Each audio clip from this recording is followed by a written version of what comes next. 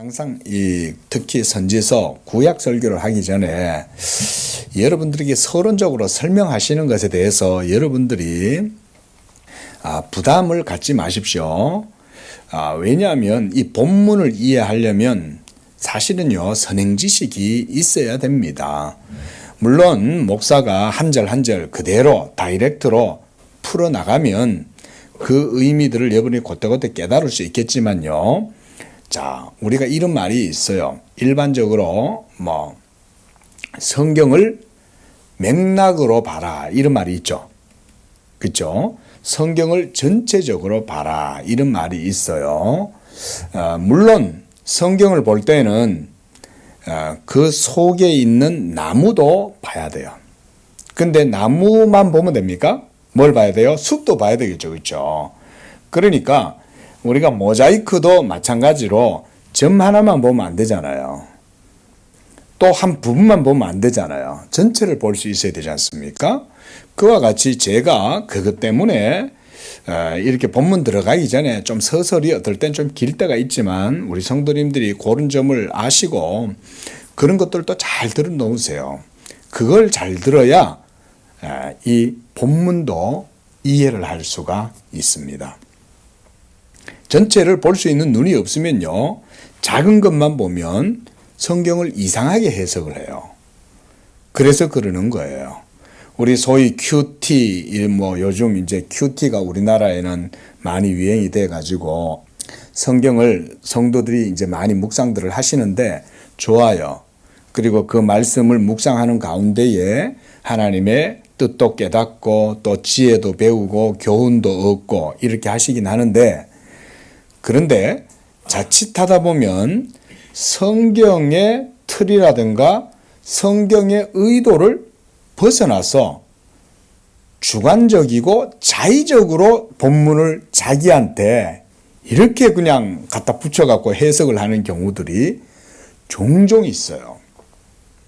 심하면 그러다가 뭐가 돼요? 이단도 되는 거예요.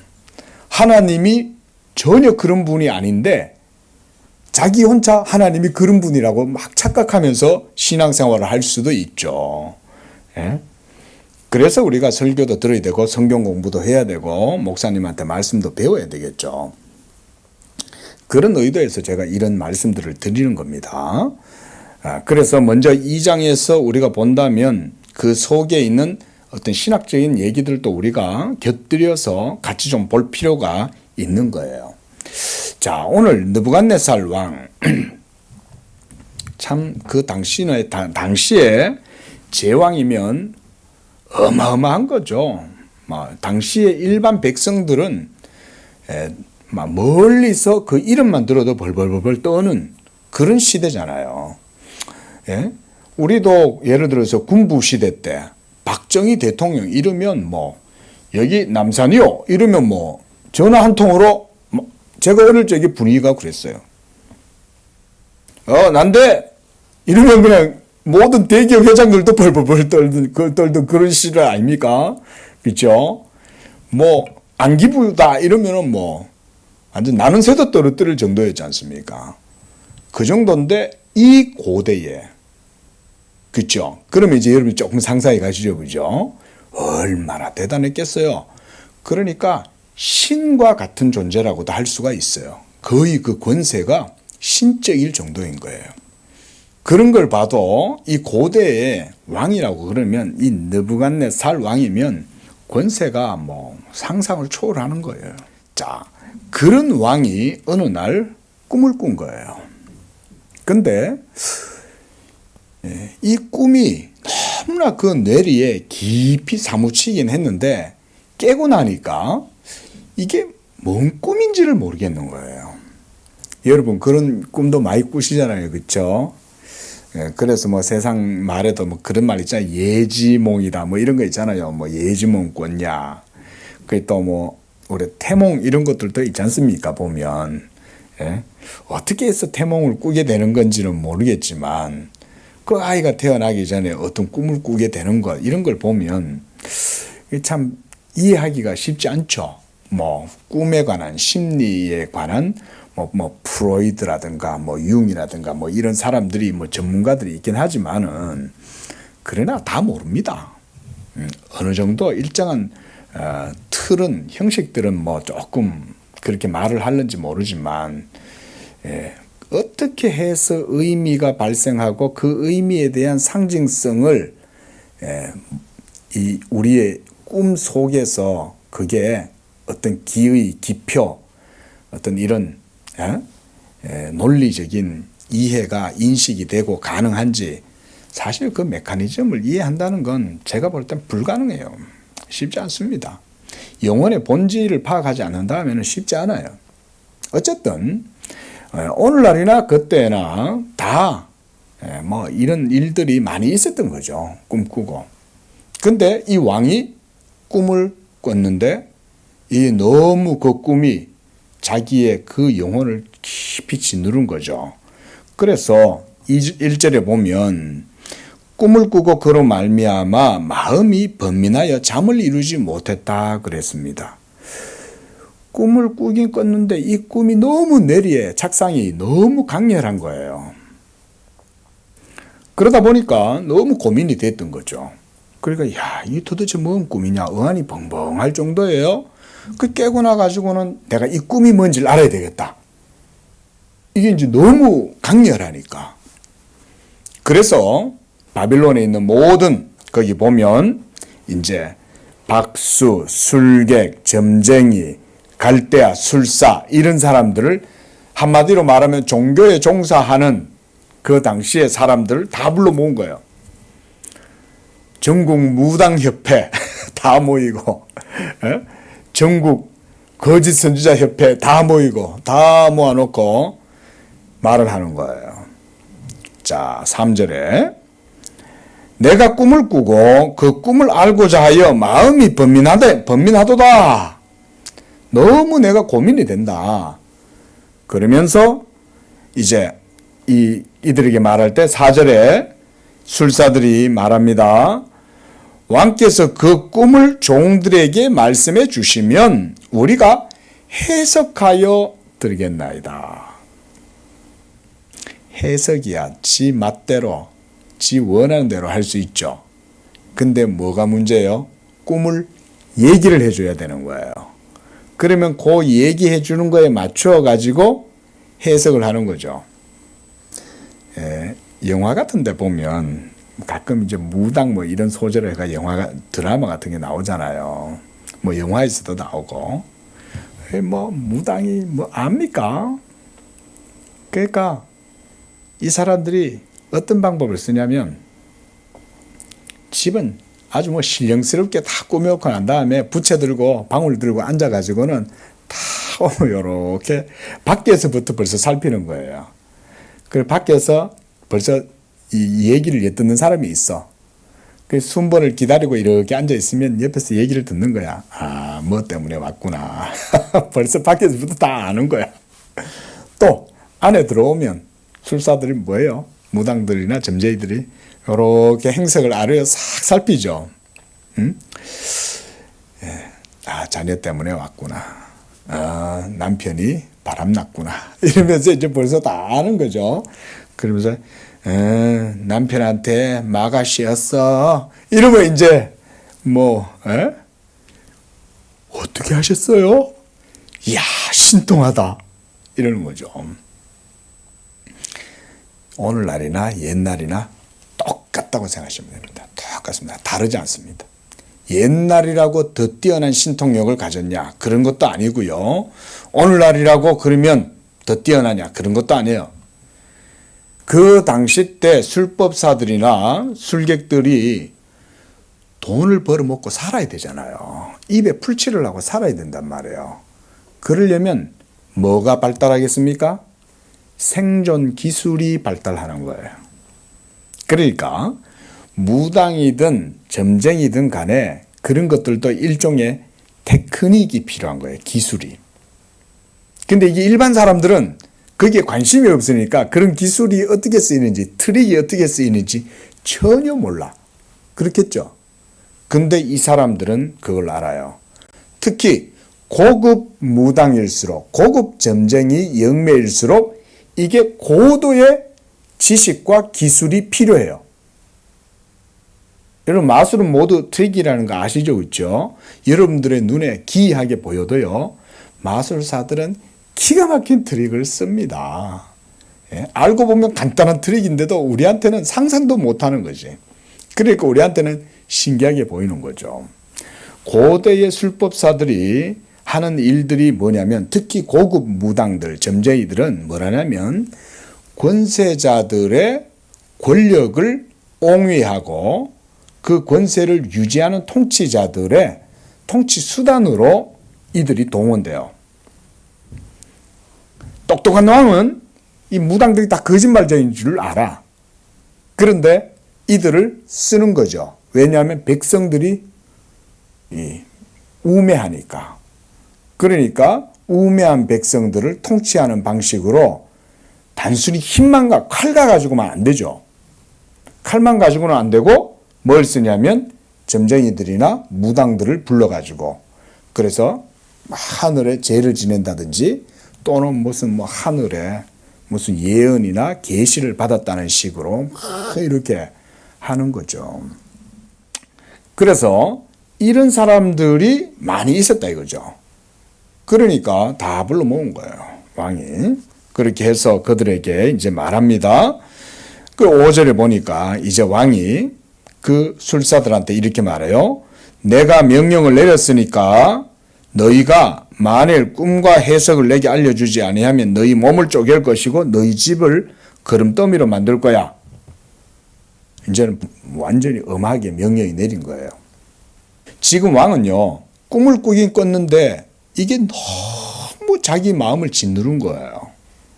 근데 깨고 나니까 그 꿈이 뭔지를 모르겠는 거예요, 일단. 예, 우리가 꿈을 꿔도 깨고 나면 꿈속에서 뭔가 본 것 같은데 깨고 나면 분명하지 않죠, 그죠? 분명히 내가 어떤 아는 사람을 만난 것 같은데 깨고 나면 이 사람이 그 아는 사람이 아닌데 꿈속에서는 아는 사람처럼 느껴지는 거야. 예? 이런 경우도 있잖아요. 예? 분명히 누나 이러면서 꿈에서 누나를 만난 것 같은데 깨고 나니까 현실에서는 생각해 보니까 꿈속에서 본 사람이 우리 누나가 아니었는데 꼭 꿈에서는 또 누나 같은 느낌이 들어갖고 누나라고 그러고 이러잖아요. 그러니까 이게 꿈이라는 게 참 뭐라고 설명하기 쉽지 않죠. 지금 말하자면 왕이 그런 상태인 거예요. 우리는 이제 성경을 통해서 보니까 신상을 봤다는 걸 알지만은 이게 뇌리에 너무 깊이 있게 다가오니까 꿈을 꿔도 이게 이해가 안 되는 거예요. 주석가들은 이 부분에 대해 가지고 좀 깊이 있게 주석하는 경우들도 있어요. 칼빈 같은 경우도 이 부분을 주석을 하면서 이렇게 표현을 해요. 뇌리의 인상을 받긴 받았지만 이게 의미가 너무 크니까, 이게 너무 강력하게 다가오니까 꿈을 꾸고도 자기가 뭔 꿈을 꿨는지를 모른다는 거예요. 그럴 수 있잖아요. 그리고 그게 의미가 너무 깊은데 마음이, 그러니까 꿈속에서 너무 마음이 짓눌림이 큰 거야. 그 깨고 나서는 너무 이게 번민이 돼가지고 이게 도대체 알고 싶은 거죠. 바로 요게 이제 거의 팩트라고 할 수가 있어요. 자, 요런 상황에서 느부갓네살 왕이 모든 이제 종교인들을 다 불러 모아놓고 이제 묻는 거죠. 그러면서 야, 내가 꿈을 꿨다. 꿈을 분명히 꿨어. 꿈을 꿨는데 무슨 꿈을 꿨는지도 모르겠고 또 그 의미가 뭔지 모르겠어. 하지만 내가 알기로 이건 분명히 뭔가가 뜻이 있어. 여러분 꿈 꾸면 그런 거 있잖아요. 그렇죠? 분명히 꿈에 어떤 뜻이 있어. 예? 이렇게 이제 마음을 생각을 한 거예요. 그래서 모든 술사들한테 다 물어봤는데 이 사람들의 대답이 뭐예요? 꿈을 말씀해 주시면 해석해 드리겠습니다. 이거잖아요. 그거는 나도 하겠다. 어? 그렇잖아요. 예? 전부 다 가정스러운 자들인 거예요. 예? 용산으로 청와대를 옮기면 권세가 확 세워질 것입니다. 이게 사실인지 아닌지는 잘 모르겠지만 뭐 천공? 여러분 하나님께 저주를 받는 거예요. 그런 게요. 그거 아셔야 돼요. 응? 만약 그게 사실이라면 우리 성도들은 기도해야 돼요. 응? 정말 그런 악하고 가증스러운 거짓 영에 사로잡힌 자들이 우리나라 정세를 사로잡는다. 그러면요, 여러분들의 모든 삶도 다 망하는 거예요. 나라의 근간이 흔들리는 겁니다. 이런 거는 성도들이 들었을 때 막 태극기 들고 막 광화문 나가는 것도 좋은데 그거보다 먼저 하나님께 막 엎드려 기도해야 돼. 응? 거짓된 영에 사로잡힌 자들이 권세자들 주변에 있단 말입니까? 하나님, 이 나라가 망조가 되려고 합니까?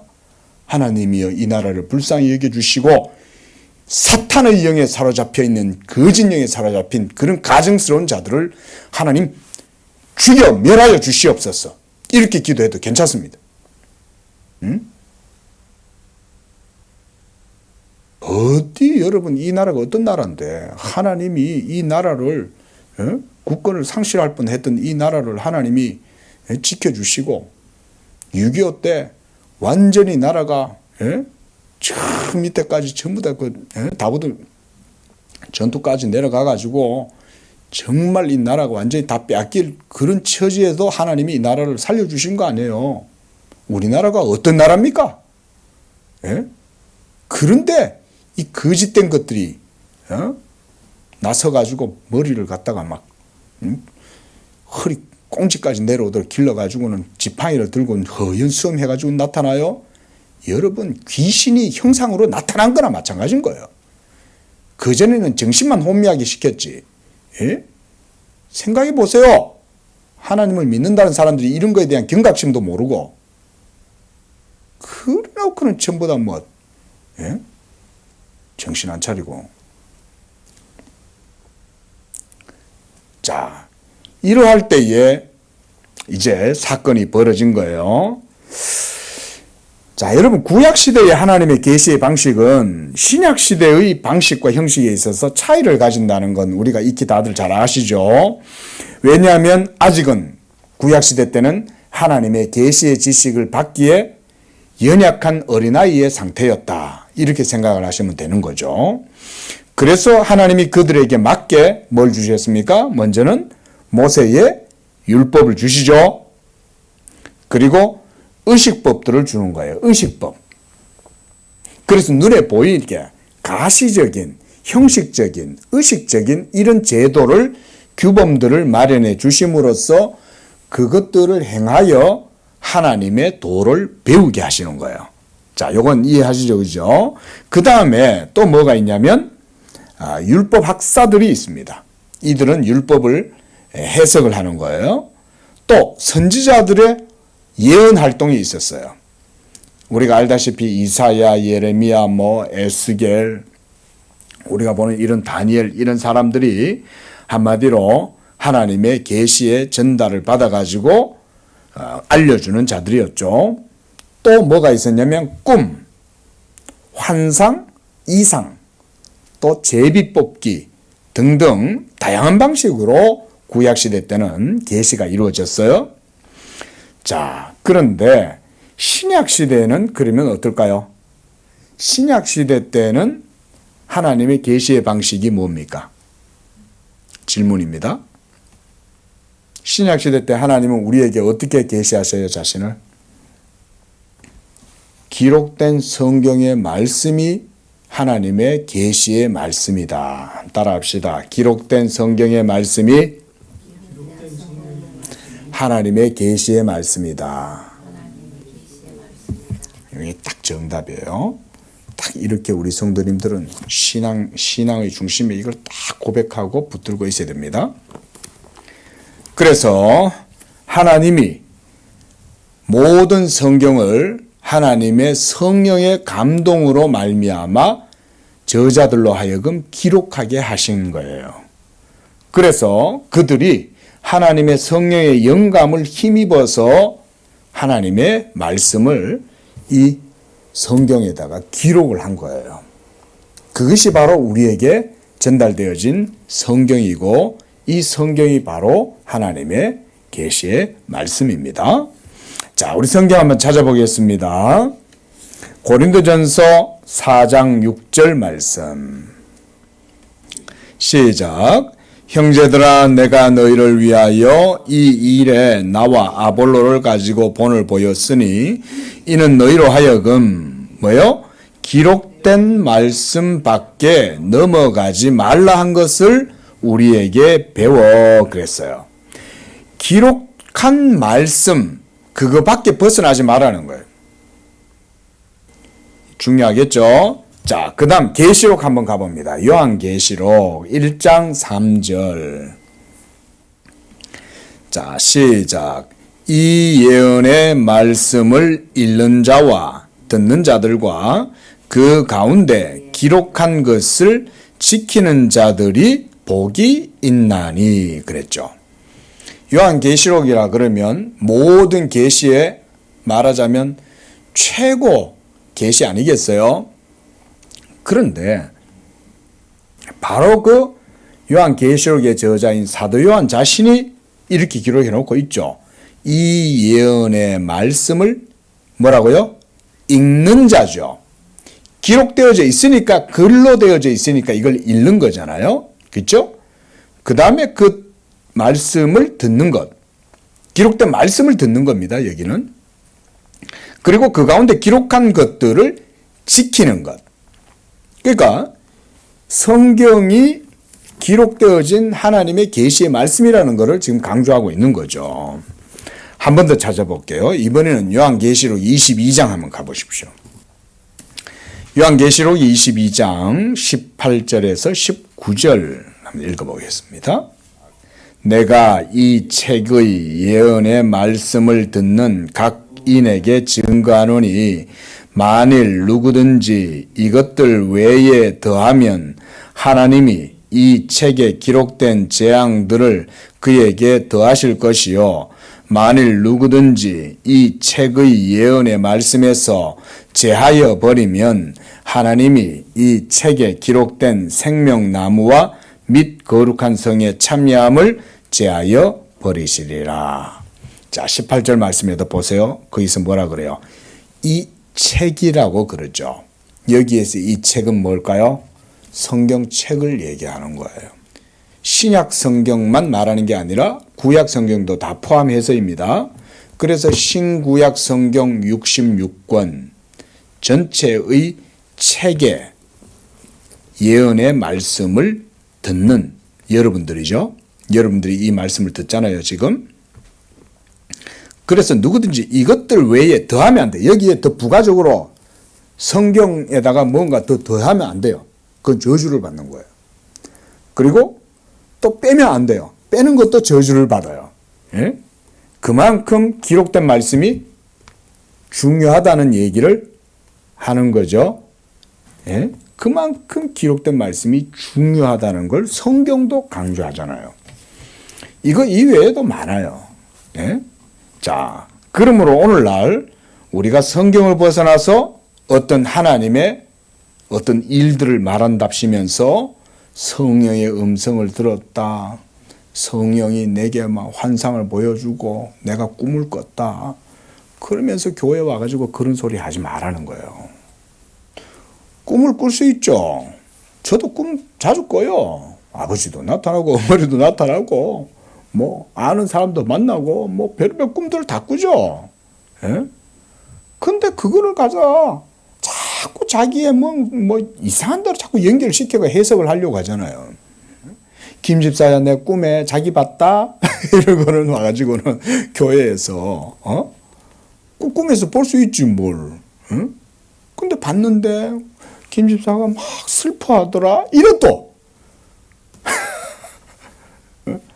기도해야 될 것 같아 이런 소리 하지 마라 이거죠. 꿈 꿨는 게 그거 뭐라고 그게. 기록된 하나님의 말씀이 객관적으로 있고 이 말씀이 영원한 보증으로 딱 인쳐져 가지고 성령이 우리 안에서 딱 이 말씀을 갖고만 증거를 하는데 성령도 말씀을 안 벗어나는데 무슨 자기가 대단한 예언자나 됐냐 막 예언한다 그러고 환상 봤다 그러고 계시 받았다 그러고 이런 소리 하는 거는 전부 다 마귀의 영이에요. 마귀의 영. 우리 양재교회 성도님들은 이런 신앙 고백을 분명하게 가지시기를 바랍니다. 주변에서 그런 소리 하면 뭐라고 그래야 돼요? 그러면 여러분은 그냥 씩 웃고 그래 잘 가 이래야 되는 거예요. 그래 뭐라고 그랬는데 이러지 말라는 거죠. 네? 자, 이렇게 구약시대 때는 모세의 율법이 있고 선지자들의 기록이 있었지만 여전히 하나님께서는 그 미완의 시대에 이방의 바벨론 포로로 끌려가 있었던 이스라엘 백성들에게 여전히 하나님이 그들과 함께 계시고 하나님이 자기의 언약을 이루기 위해 열심히 일하고 계시다는 것을 누구를 통해서 지금 보여주는 거예요? 느부갓네살 왕을 통해서 이걸 보여주시는 겁니다, 여러분. 당시에 왕의 이런 불호령이 떨어졌을 때 전국의 모든 사람들이 다 알겠죠. 전국 무당협회, 전국 술객협회 모두 다 야단 났겠죠. 왕이 지금 꿈을 하나 꿨대. 전부 다 시끌벅적했을 거예요. 아마 언론에 대선 특필되고 뭐 그랬겠죠. 그런데 바로 이런 제왕을 통해서 하나님이 자기의 영광을 나타내시는데 그 방식이 아주 하나님답게 매우 탁월하고 뛰어난 방식을 쓰시는 거예요. 자, 여러분 생각해 보십시오. 당시에 이런 큰 왕에게 어떤 사적인 일이 일어나도 이것은 어마어마한 일이잖아요. 그런데 너희들 다 죽었어. 너희들 내 꿈을 말해주지 않고 그리고 이것을 바르게 설명해 주지 못하면 내가 너희들 싸그리 다 전부 다 말장난하는 것들 내가 너희들 망령된 것들 싸그리 다 제거해 버릴 거야. 이렇게 지금 불호령이 떨어진 거잖아요. 모든 사람들이 아마 다 알았을 거예요. 당시에 나라에. 일반 백성들도 알았을 가능성이 높아요. 바로 이러한 때에 하나님이 이스라엘 백성들이 그 속에 있었잖아요. 그럼 이스라엘 백성들도 생각했겠죠. 바로 그때 등단한 인물이 다니엘이죠. 하나님이 다니엘을 준비시켜 놓는 거죠. 우리가 1장에서도 봤듯이 하나님의 섭리를 봐야 된다 그랬어요. 다니엘이 어떻게 패역하고 불순종하는 불신의 시대에 그런 믿음을 가질 수 있었느냐. 그거는 하나님의 섭리와 뜻이 있기 때문에 그랬던 거예요. 그게 아니라면 우리가 다니엘서를 그래서 그렇게 해석하면 안 된다. 제가 그렇게 말씀을 드린 거죠. 다니엘의 믿음을 보십시오. 이들은 왕의 진미도 먹지 않았습니다. 이들의 믿음을 우리가 본받아야 되지 않겠습니까? 이런 교훈으로 다니엘서를 이해를 하려고 하면 안 된다. 그런 교훈이 있다 해도 더 중요한 교훈이 있죠. 뭐겠습니까? 하나님의 은밀한 작정, 섭리가 그들의 포로된 상황 속에도 역사했다. 이걸 봐야 되는 거죠. 하나님이 자기 백성을 결코 한순간도 놓치지 않는다. 이걸 봐야 되는 거죠. 하나님은 자기의 열심으로 패역하고 불순종하는 백성들을 징계하셨지만 그러나 여전히 자기의 언약이 그들 가운데 명백하게 있다는 것을 보여주는 거죠. 그 인물이 다니엘과 다니엘의 세 친구였다는 거예요. 물론 이들 외에도 다른 경건한 하나님의 백성들이 있었을 겁니다. 하지만 지금 성경에서 주된 인물들은 그런 인물들로 하나님이 선택해서 세우신 거죠.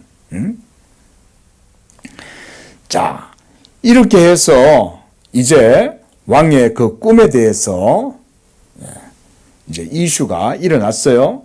자, 여러분, 하나님은 은밀한 것을 감추시면서도 또한 은밀한 것을 나타내시는 분이기도 하십니다. 그것을 또한 본문은 우리에게 보여줍니다. 자, 이렇게 왕이 5절에 보니까 말한 대로 그 꿈과 해석을 알지 못한다라고 하는 이 말을 듣고 모든 전국에 있는 박수무당들, 술객들, 술사들을 모조리 다 죽여라. 왕이 얼마나 대단합니까? 왕 한마디니까. 오늘날에는 뭐 상상도 못할 일이지만 고대에는 그게 가능했던 거죠. 그런 시대에 하나님이 자기의 계시를 드러내셨다는 것도 우리가 조금 봐야 되죠. 만약에 민주주의 시대가 됐다고 쳐봐요. 물론 하나님의 역사가 없이는 민주주의 시대가 이루어질 수는 없지만 가정해서 우리가 가정적으로 민주주의 시대에 이런 일이 일어나기가 어렵죠. 근데 고대에는 그렇지 않죠. 그러니까 하나님이 고대에 걸맞게 자기 자신을 드러내시는 거예요. 이런 방식과 상황을 통해서. 자, 7절에 다시금 술객들이 말합니다. 왕이여 꿈을 종들에게 말씀해 주소서. 그러면 우리가 해석하여 드리겠습니다. 똑같은 말을 계속 반복하니까 왕이 8절에 이렇게 말하죠. 너희들 내가 이제 보니까 너희들 이놈들 내가 명령을 내렸는데도 불구하고 너희가 그 명령을 따라서 행하지는 아니하고 지금 시간 벌게 하고 있어. 구러기 담 넘어가듯이 그냥 은근슬쩍 지금 넘어가려고 그래. 그 말이에요. 8절이. 예? 그러니까 시간이 지나면 유야무야 되잖아요. 그죠? 그러니까 절대로 사람이 할 수 없는 이 일을 술객들이 대충 얼머부리고 넘어가려는 수작이라고 왕은 보는 거예요. 그럴 수도 있고요. 그렇죠? 누가 알아요? 아무도 느부갓네살 왕의 머릿속에 들어가지 않는다면 모르죠. 심지어 느부갓네살 왕조차도 자기가 뭔 꿈을 꿨는지를 지금 모르고 있으니까 분명히 무슨 꿈을 꿨다 이거죠. 너무나 막중한 꿈을 꾼 거예요. 예? 너무나 막중한 꿈. 이게 중요합니다. 예? 그러니까 그 뇌리에 너무 깊이 박히니까 괴로운 거죠. 마음이 번민이 되는 거죠. 그때 9절에 이제 왕이 말합니다. 이 꿈을 내게 알게 하지 아니하면 너희를 처치할 법이 오직 하나다. 너희의 거짓과 망령된 말을 내 앞에서 꾸며 때가 변하기를 너희가 기다리려고 그러는구나. 이제 그 꿈을 내게 알게 해라. 너희가 그 해석도 보일 줄을 내가 알리라. 꿈을 말해주는 그 사람은 당연히 그 꿈의 해석도 권위를 갖고 있겠죠. 이게 왕의 논리가 틀리지 않죠. 그죠? 자, 저는 여기에서요. 하나님의 섭리가 있다고 생각을 합니다. 잘 들어보세요. 만약 왕이 자기가 뭔 꿈을 꿨는지 뇌리 속에 그 이미지가 선명하게 남아 있었어요. 우리가 그렇게 생각해도 할 수도 있잖아요. 그렇죠? 선명하게 꿈속에서 어떤 뇌리에서 받은 것들을 스토리까지 이해하고 있어. 여러분 그런 꿈 한 번씩 꾸시지 않습니까? 꿈속에서 무슨 스토리가 있잖아요. 꿈에도. 만약 그랬다 그러면 느부갓네살 왕은 그 꿈을 술객들한테 말해줬을 거예요. 야, 내가 어디 갔는데 소를 한 마리 잡았어. 이러면서 아니면 내가 무슨 말을 탔어. 이러면서 그런 얘기를 해줄 수 있단 말이죠. 근데 이게 너무 크니까 말을 못 해주는 거예요. 저는 그렇게 봐요. 이게 너무 크니까 거듭나지 못한 이방인인 느부갓네살 왕의 머리로는 이게 이해가 안 되는 거예요. 한마디로 담지가 안 되는 거예요. 담지가. 그러니까 느부갓네살 왕이 말하는 거죠. 내가 뭔 꿈을 꿨는지 말해줘. 그리고 그걸 말해주는 사람은 그 해석도 나한테 얘기해 줄 수 있는 사람이야. 틀린 논리가 아니죠. 하나님이 이런 것들을 이런 방식으로 드러내시는 거죠. 만약에 느부갓네살 왕이 그 꿈에 대해서 말해줄 수 있었다면 다니엘의 해석도 왕은 이방인들 술객들이 하는 해석과 별로 차이를 안 뒀을 거예요. 술객들은 이렇게 해석하고 너는 이렇게 해석하네? 그럴 수도 있겠네. 이런 식이 정도겠지. 다니엘의 해석의 권위를 신뢰하지 않을 거란 말이죠. 이게 하나님의 섭리라는 거예요. 얼마나 놀랍습니까? 여러분 보십시오. 하나님이 느부갓네살 왕에게 꿈의 이미지를 정확하게 깨달을 수 있도록 해주시지 않는 거예요. 그리고는 그 꿈에 대한 해석을 이제 다니엘을 통해서 이루어지도록 하시는 거죠. 자, 다른 거 특별히 보지 않고 11절에 보면 이방인 술객들이 그러죠. 왕이 우리에게 요청하신 그것은 어렵습니다. 우리는 다 종교 전문가들이고 내노라 하는 점쟁이들이고 박수무당들이지만 우리는 그거 할 수 없어요. 그 말이죠. 여러분, 귀신도 모릅니다. 하나님 하는 일은. 이거 아세요? 이건 무당들도 이 일은 알는가 모르겠네. 귀신들도요, 하나님의 일은 모릅니다. 또 뭐냐면 귀신들은 내일 일을 모릅니다. 왜냐하면 내일 일은 누구한테 달려 있어요? 하나님의 작정과 뜻과 결정에 달려 있잖아요. 의지에 달려 있잖아요. 그분의 뜻에. 그러니까 귀신이라도 내일 일은 몰라요. 내일 일은. 그래서 이렇게 말하는 거죠. 육체와 함께 살지 아니하는 신들. 이 말은 무슨 말이냐면 이들의 신학적 이해를 보여주는 거예요. 이거는 육체와 함께 살지 아니한다는 말은 초월적 영역에 있는 절대자 외에는 모른다 이 말인 거예요. 절대자. 절대자라는 말은 모든 창조 세계의 모든 질서를 넘어서 있는 존재잖아요. 그렇죠?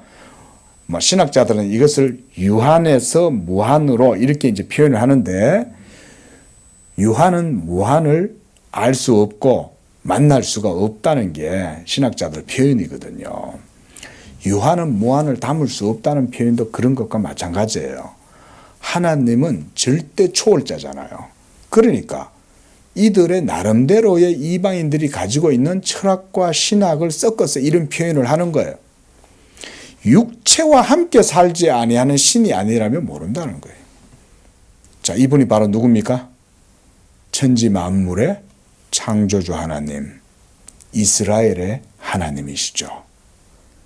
이렇게 하나님이 이런 위기의 상황 속에서 자기 자신을 이방인들 속에, 역사 속에 이렇게 자기를 드러내시고 있다. 놀라운 방법 아닙니까? 하나님의 섭리가 얼마나 세밀하면서도 아주 뛰어납니까? 그러니까 술객들도 이런 위기를 겪으니까 비로소 누구의 존재를 알게 됩니까? 다니엘의 존재를 인식할 수 있게 되는 거예요. 그렇잖아요. 만약에 이런 위기가 없다면 다니엘도 그냥 이방인들의 술객들이나 다 똑같아. 그냥 야 너도 그냥 종교의 비범한 탁월한 존재야. 어? 너도 그냥 피타고라스나 너도 그냥 조로아스터 나 마찬가지야. 다 마니교를 만든 사람들이나 다 니 똑같아. 너도 피타고라스 같은 그런 종류의 한 사람일 거고. 그러지 않겠어요? 그런데 다니엘은 살아계신 하나님의 종이죠. 하나님이 이 다니엘을 지금 이런 식으로 등극시켜 주시는 거죠. 무대에 등단시켜 주시는 거예요. 그리하여 이제 모든 바벨론에 있는 지혜자들을 다 죽이라고 왕의 명령이 떨어집니다. 그래서 13절에 다니엘과 그의 친구들도 죽이려고 근위대장이 막 찾는 거예요. 그때에 14절에 왕의 근위대장 아리옥이 바벨론의 지혜자들을 죽이러 나가서 다니엘이 명철하고 슬기로운 말로 이 아리옥에게 말하는 거예요. 15절에 무슨 일이요? 야 너희들 다 이리 와.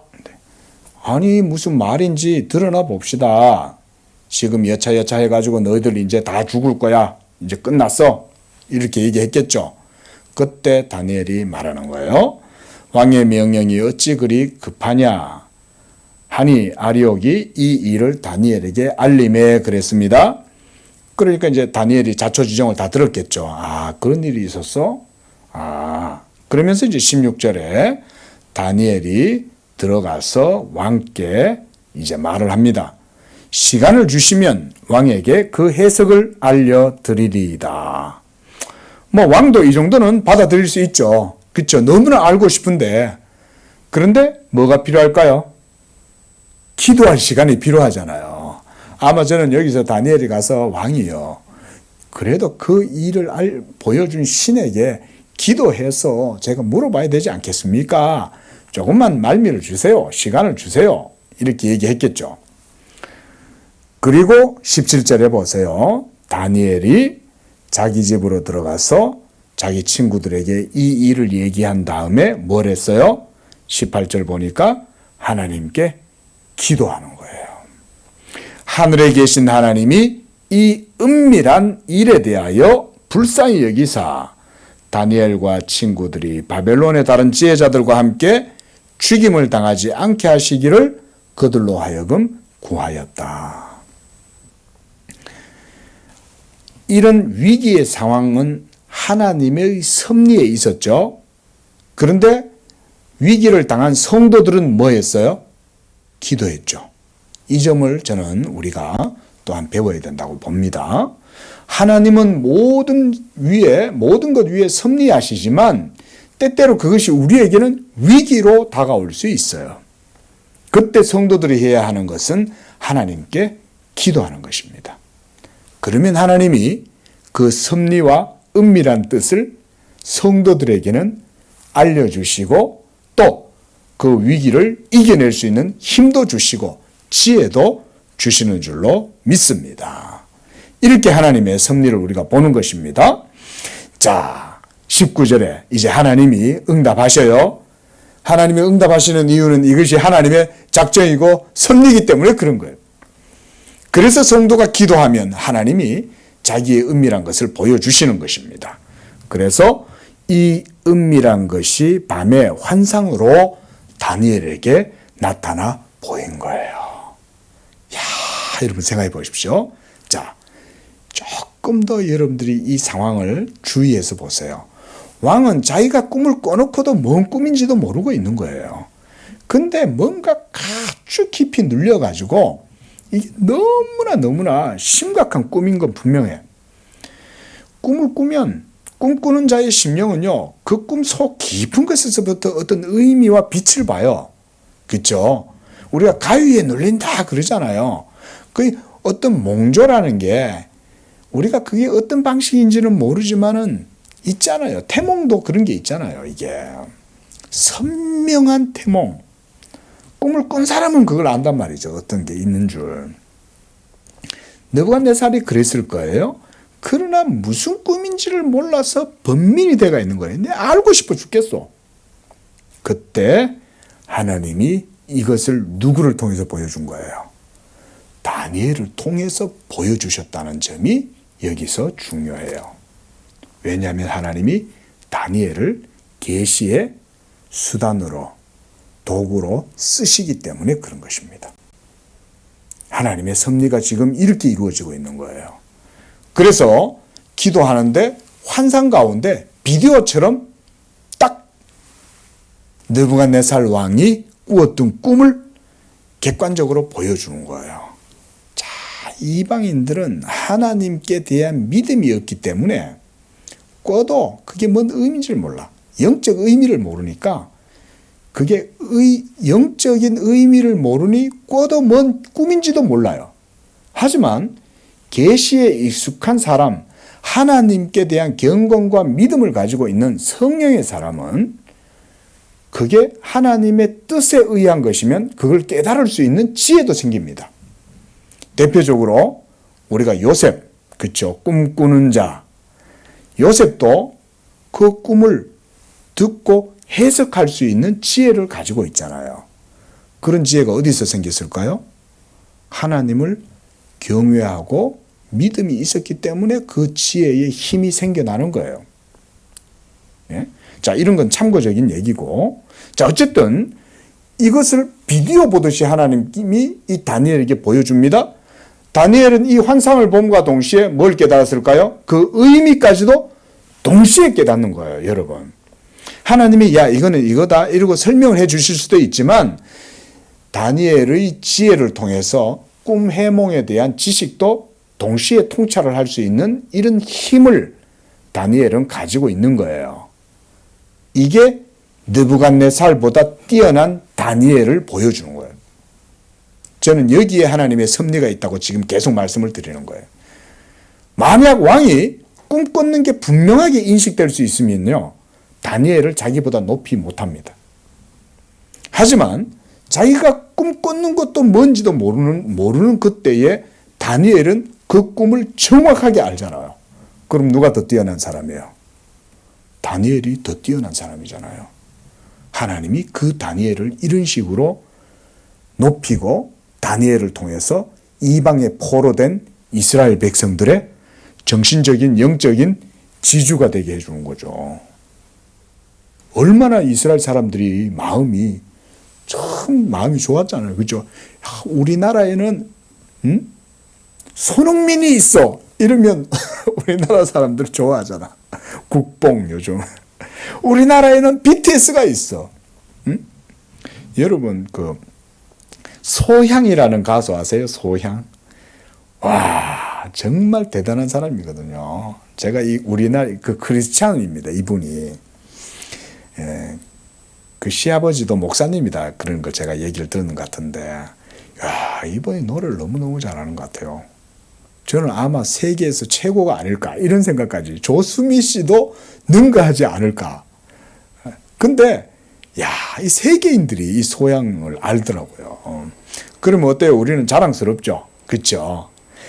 생각해 보세요. 바벨론의 포로가 돼 가지고 비참한 신세로 전락한 하나님의 언약 백성들이 얼마나 고초를 당하고 천대를 당하고 멸시를 당했겠어요?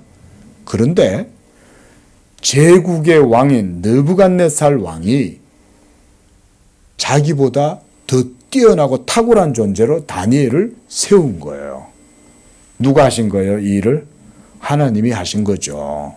하나님이 이런 방식으로 바벨론에 포로된 자들을 위로하시고, 무엇보다 하나님이 그들과 함께 하신다는 사실을 이런 계시를 통해서 드러내 보여주신다. 얼마나 하나님의 섭리가 놀랍습니까, 여러분? 예? 그래서 이렇게 보세요. 자, 20절에 다니엘이 말하여 이르되 영원부터 영원까지 하나님의 이름을 찬송할 것은 지혜와 능력이 그에게 있음이라. 이게 다니엘의 꿈 해석이에요. 이게 하나님의 계시 꿈의 환상을 보고 그 의미를 깨닫자 다니엘은 하나님이 이렇게 일하신다고 고백한 거예요. 지혜와 능력이 그에게 있도다. 모든 것은 하나님의 섭리 가운데 있다는 걸 꿈을 통해서 깨달은 거예요. 다니엘이. 그러니까 다니엘도 놀란 거죠. 다니엘도 놀란 거예요. 이 환상을 보고. 야, 우리와 함께 하시는 이스라엘 하나님은 천하 만국을 창조하셨을 뿐만 아니라 천하 만물의 역사도 주관하시는 분이구나. 이러면서 그 하나님을 찬양하는 거죠. 자, 21절에 그는 왕들을 폐하고 왕들을 세우고 지혜자에게 지혜를 주고 총명한 자에게 지식을 주시는도다. 이게 다니엘의 하나님에 대한 신앙 고백이 되었어요. 하나님은 왕들을 폐한다. 왜냐하면 그 금신상에 대한 내용은 바로 권세자들을 세우고 권세자들을 폐하는 게 그 신상의 내용이잖아요. 자, 22절에 그는 깊고 은밀한 일을 나타내시고 어두운 데 있는 것을 아시고 빛이 그와 함께 있도다 그랬습니다. 깊고 은밀한 일, 역사의 이면에 감추어져 있는 것들이죠. 이것은 사람은 절대로 알 수 없는 미래에 이루어지게 될 일. 그래서 제가 처음에 여러분께 설명드린 거 기억나시죠? 두루마리, 제가 비유로 설명했죠. 그죠? 두루마리 기억하시죠? 이렇게 쭉 굴리면 두루마리가 쑥 굴러가면서 펴지면 역사가 전개되는 거예요. 근데 그게 아직 펼쳐지지 않은 시점은 미래에 감추어져 있는 일이죠. 그런데 이것이 또르르 굴러가면서 하나님의 영원하신 뜻이 역사 가운데에 펼쳐지는 거예요. 그게. 자, 이렇게 해서 이제 23절에 하나님을 찬양하면서 주께서 왕의 그 일을 내게 보이셨나이다. 이렇게 말하는 거예요. 하나님이 다니엘에게 느부갓네살 왕의 뇌리에 있었던 보았던 그 꿈의 모든 내용을 다니엘에게 보여주었다라고 말하고 있는 거죠. 얼마나 대단합니까, 여러분? 하나님은 모든 걸 다 하실 수 있는 줄로 믿습니다. 이렇게 하나님은 하실 수 있어요. 오늘날도 이와 같이 하실 수 있다는 걸 여러분이 믿으셔야 돼요. 예? 성경을 주시고 성경에 하나님의 모든 계시의 말씀을 넣을 수 있다는 것도 믿으셔야 돼요. 여러분 여기 한번 보세요. 오늘날 합리주의자들, 근대 이성에 길들여진 사람들이 성경 비평 작업을 하면서 성경을 못 믿게 만들어 놔버렸어요. 성경을 갈기갈기 찢어내고 성경을 윤리적인 종교로만 만들어 버렸어요. 그 속에 기적은 없어요. 무슨 동정녀 마리아에게서 태어나, 무슨 오병이어야, 무슨 물이 포도주가 돼, 무슨 홍해가 갈라져, 말도 안 되는 소리 하네, 이러면서 그건 싹을 다 제거해내 버리는 거예요. 그런 자들이 신학자들인 거예요, 여러분. 근데 여러분, 하나님은 어떤 분이에요? 종이, 잘 들어보세요. 우리는 이렇게 고백하는 거예요. 종이에 기록되어진 글자 속에도 하나님이 자기의 말씀을 여기에다 축자적으로 영감하실 수 있다. 담아낼 수 있다. 하실 수 있어요, 없어요? 할 수 있죠. 다른 사람이 꿈도 그대로 보여주실 수 있는 분이 이 글자 문법 속에, 레터 속에, 문자 속에 하나님의 영의 빛을 그 속에 어찌 왜 하나님이 그 속에다가 담을 수 없냐 이거죠. 우리 그걸 믿죠. 그러니까 성경의 기자들도 사도들도 모든 성경은 하나님의 영감으로 기록되었다. 그 말을 하는 거죠. 이걸 믿어야 돼요, 우리가. 자, 이렇게 함으로 이제 24절에 다니엘이 아리오게로 가가지고 모든 바벨론의 술사들 죽이지 마라. 그 불쌍하잖아요. 일단 기본적으로 그런 거고, 더군다나 그들이 이제는 모두가 누가 됩니까? 다니엘의 하수인들이 되는 거예요. 다니엘은 최고 권위자가 됩니다. 자, 시간이 좀 갔지만 제가 잠깐만 이것만 언급해드리고 마치겠습니다.